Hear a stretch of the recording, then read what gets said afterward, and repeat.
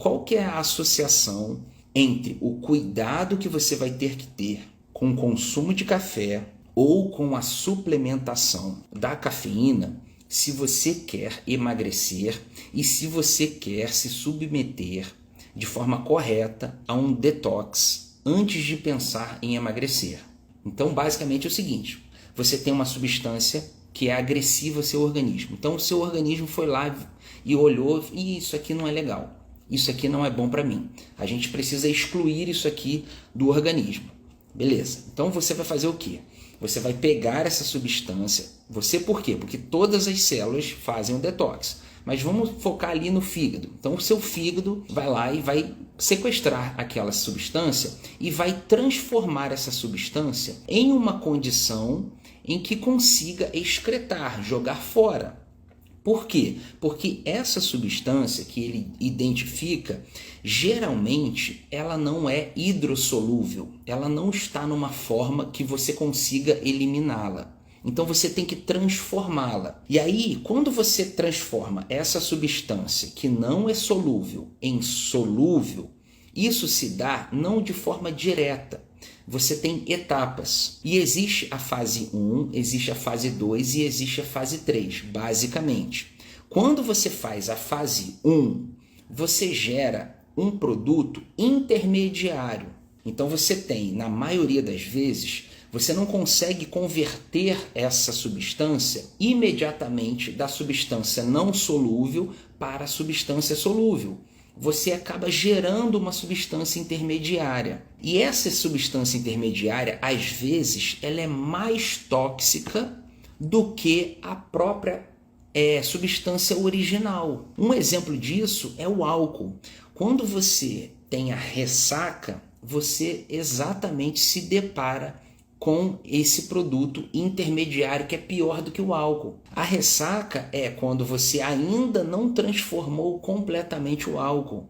Você tem o álcool, gera o acetaldeído e depois você tem o acetato. Esse acetaldeído é justamente a ressaca e ele é extremamente agressivo para você. Aí depois você consegue transformar na fase 2 nessa substância solúvel e você elimina através do xixi, através das fezes, através do suor. Tem umas que até pela respiração. E qual que é a associação da cafeína com um cuidado, uma possível piora dessa questão do detox? É porque a cafeína, ela acelera a fase 1. Então ela faz com que você, em teoria, passe essa substância original para essa substância intermediária de uma forma mais rápida. O que eu quero dizer com isso? Se você não tem todos os nutrientes necessários para a fase 2 e a fase 3, você vai ficar acumulando substância ruim para o seu organismo. E isso acontece. Às vezes, depois de um dia de excesso, de muita comida, de muita bebida, você abusa do café. Se você não tem nutrientes suficientes para todas as fases, você vai ter problema. E, por exemplo, se você não está muito bem hidratada, se o seu intestino não está funcionando bem, você vai acumular essas substâncias. Um exemplo prático seria, por exemplo, você pensar numa pizzaria. Adianta você fazer a pizza, ligar o forno, assar a pizza e você não ter ninguém pedindo a sua pizza? Não adianta. É a mesma coisa o processo do detox. Você vai ficar acumulando pizza e você não vai ter ninguém que vai pedir. Então aquilo não vai sair.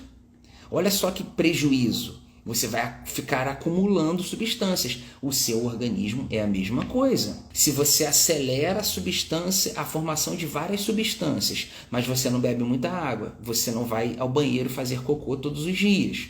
Ou pelo menos dia sim, dia não. Você vai começar a acumular substâncias. E o café, a cafeína, nesse período, visando o detox, ele deve ser consumido com muita calma, com muita parcimônia. Porque se você não tiver com todos os mecanismos funcionando bem, esquece, vai ser pior. Porque esse metabólito intermediário, ele faz aquilo que eu falei, ele faz lesão nas suas mitocôndrias. E as mitocôndrias são importantes porque porque é ali que se queima gordura. Então olha só que jogada interessante. Beber água, fazer cocô todos os dias, fazer exercício para transpirar bastante e perder substâncias pela transpiração, isso aí faz parte do emagrecimento nesse sentido também, de melhorar o seu sistema detox.